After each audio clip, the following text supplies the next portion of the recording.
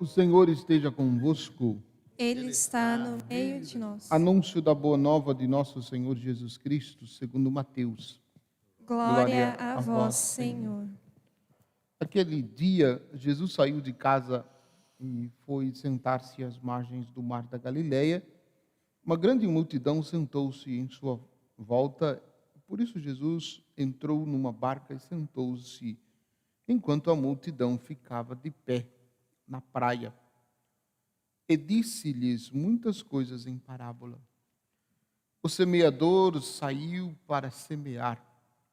Enquanto semeava, algumas sementes caíram à beira do caminho, e os pássaros vieram e comeram.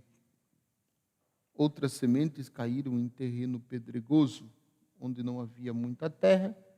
As sementes logo brotaram, porque a terra não era profunda.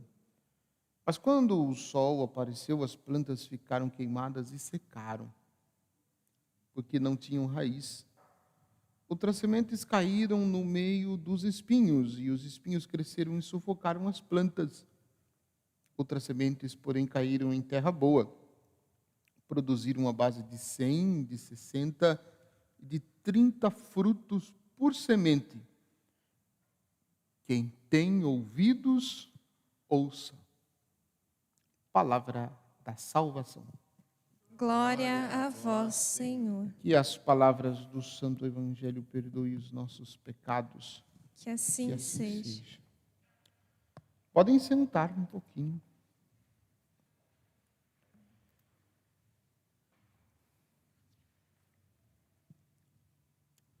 Quando o povo de Israel, vamos dizer assim, entre aspas, não querem olhar para frente ou não querem ver o que Deus está realizando na vida deles, eles começam a olhar para trás, a olhar o que deixaram. É interessante essa indagação que fazem a Moisés. Foi para nos matar de fome que nos tirastes do Egito? Quem dera que tivéssemos morrido pela mão do Senhor no Egito, quando nós sentávamos juntos às panelas de carne e comíamos pão com fartura. Por que nos trouxestes a este deserto para matar de fome toda esta gente? Então eles estão reclamando porque está faltando comida, estão passando necessidade, né? E lá no Egito eles tinham, né, carne com fartura. Por isso tem aquela expressão, né? Eles estavam com saudades das cebolas do Egito. Vejam só, no Egito eles tinham comida, mas eram escravos. Rumo à terra prometida, eles não têm comida, mas são livres e querem voltar para o Egito, porque lá tinha comida. Jogam isso nas costas de Moisés. É como se fosse Moisés, né, tivesse ido lá, convencido um por um deles e forçado eles a saírem do Egito e indo para a liberdade.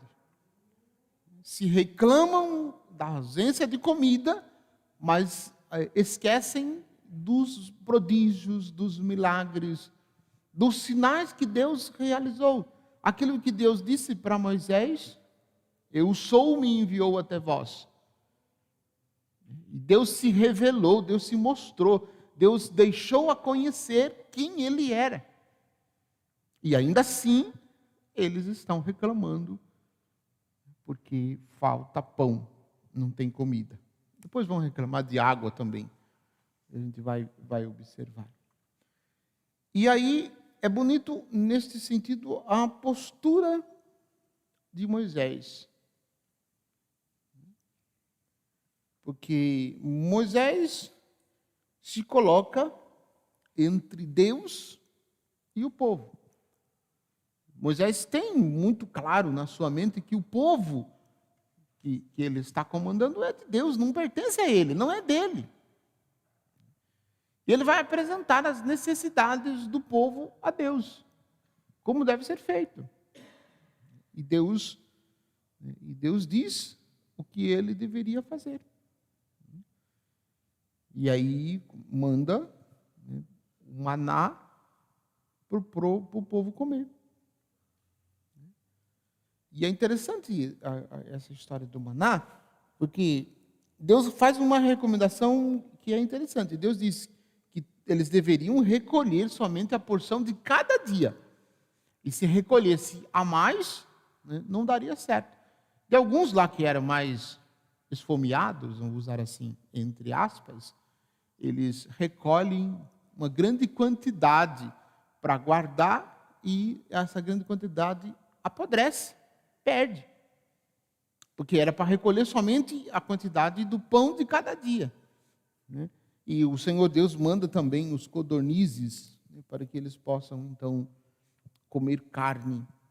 Não só o pão, mas também comer a carne. Vejam, Deus, ele realiza as suas promessas. Tudo que ele prometeu, ele está realizando. Mas o povo, insensível muitas vezes à ação de Deus, se fixa a outras coisas e esquece de observar que no tempo presente Deus está realizando muitas coisas. Eu costumo dizer que a semelhança entre nós e o povo de Israel é muito pouco, ou basicamente que nós, nos tempos atuais, não reclamamos.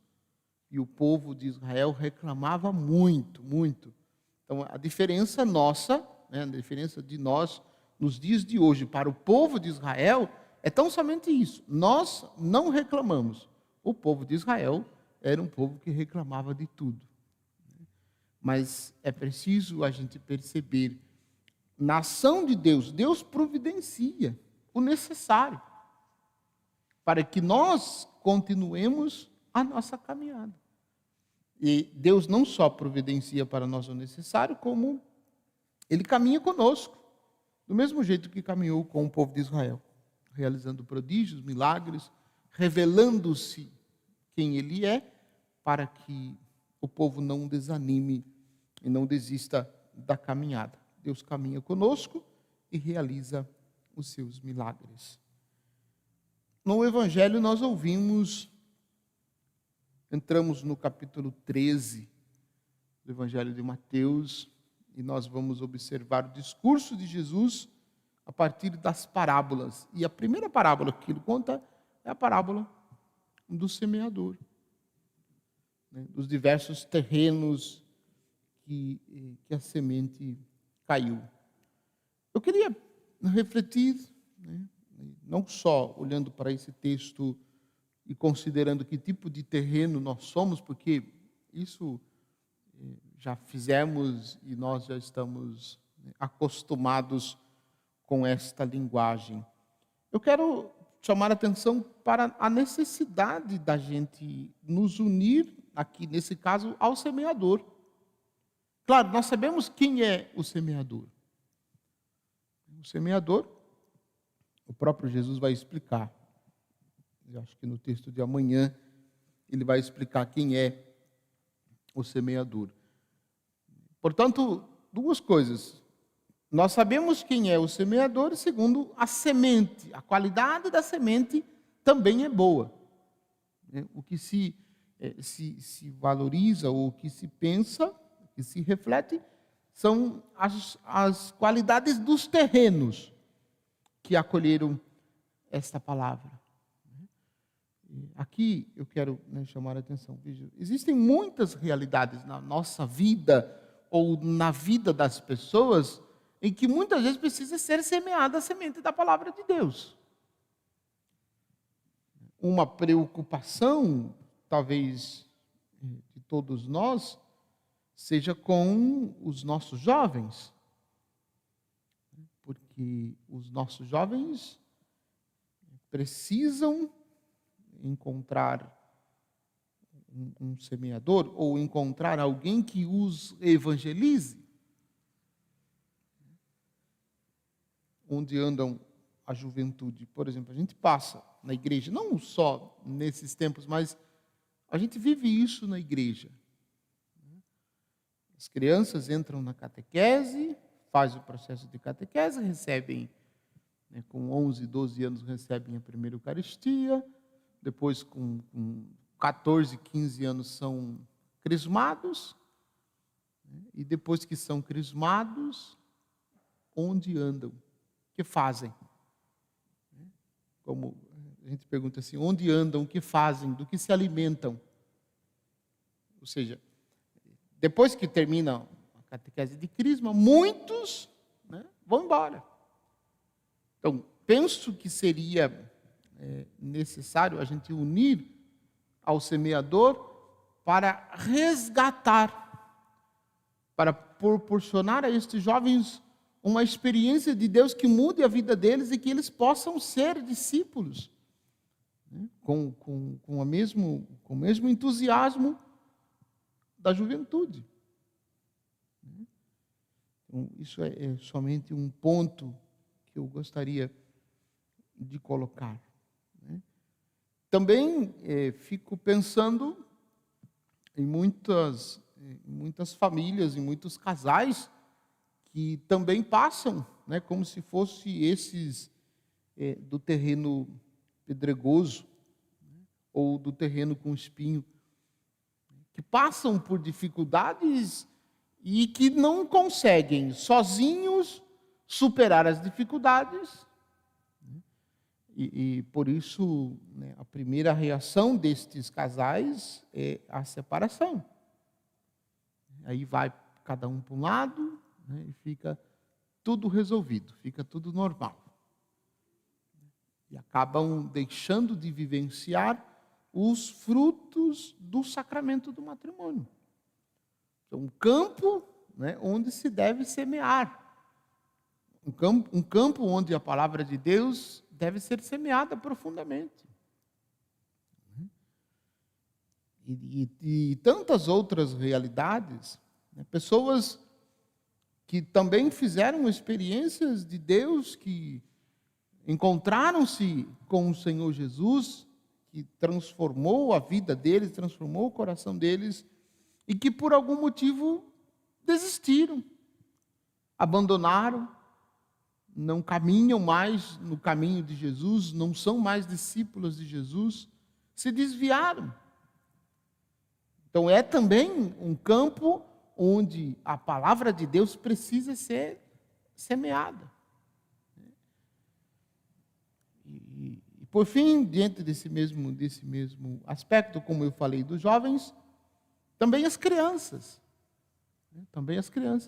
Crianças, de 3, 4 anos em diante, que também, muitas vezes, os pais não levam tão a sério a proposta de Jesus, e deixam essas crianças serem, entre aspas, educadas de qualquer forma, ou então pais que passam dificuldades com os filhos porque os filhos só querem saber de celular, não querem saber de mais nada. E tudo que faz, tudo que falam, tudo que ensinam, acaba não tendo força e não tendo resultado. Porque a força do celular é mais atraente do que aquilo que se deve vivenciar da realidade da palavra de Deus e dos valores do Evangelho. Vejam, são dificuldades que a gente enfrenta e que no nosso tempo, são dificuldades que tendem a aumentar. E eu estou refletindo isso justamente porque é um campo de ação. Por isso eu disse no início desse comentário, nós precisamos nos unir ao semeador para continuar semeando a semente nas diversas realidades. Com a certeza de que não somos nós que vamos produzir algum fruto. Não somos nós que vamos produzir algum fruto. Mas não podemos deixar de semear.